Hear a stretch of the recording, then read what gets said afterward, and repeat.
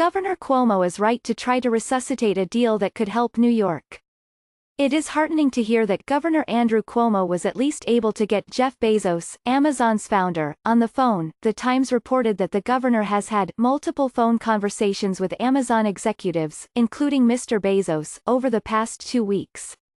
The conspicuous absence of Mr. Bezos, both in public and private, during the process to bring part of his company's new headquarters to Long Island City, Queens, was perfectly illustrative of the collapse in communication among all parties that scuttled the deal last month. There is no indication that Amazon is open to reopening talks about the project. But if a few tête-à-têtes might revive a deal worth $27 billion in potential tax revenue over the next 2 decades and 25,000 jobs, it's certainly worth a try.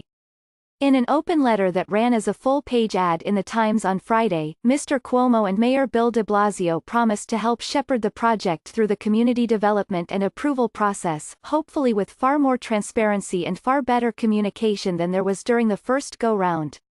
In another development, State Senator Michael Gianaris of Queens, an outspoken critic of the deal, is no longer nominated to sit on the Public Authorities Control Board, which would have the ability to deep six any final deal. The open letter, which was signed by more than 70 unions, current and former elected officials and business and community groups, acknowledged that the public debate was more like a one-sided shouting match. We know the public debate that followed the announcement of the Long Island City project was rough and not very welcoming, the letter said. Opinions are strong in New York, sometimes strident. But vigorous democracy and vigorous capitalism should be able to coexist. That would be an important lesson for Amazon, which pressured city officials in Seattle, its hometown, to repeal a business tax for housing and homeless service. Those opposed to the New York project, a distinct minority of people in the city and the state, were not without cause for rage. The subways are rickety, the schools are dysfunctional, the rent is too damn high and getting higher. And the deal included $3 billion in tax benefits for a trillion-dollar corporation. But progressives shouldn't stand athwart progress, yelling "Stow P." It's not like that $3 billion can now be applied to city needs, as some seem to think. It vanished along with the $27 billion in tax revenue that could, in fact, have helped address city needs.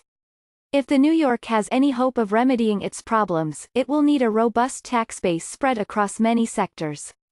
Real-world progressive governance requires revenue. It's good to see the governor and the mayor working the phones with Amazon. Let's hope they're also talking with their constituents, friend and foe alike, to make sure that a solid foundation is ready if the company decides to reconsider.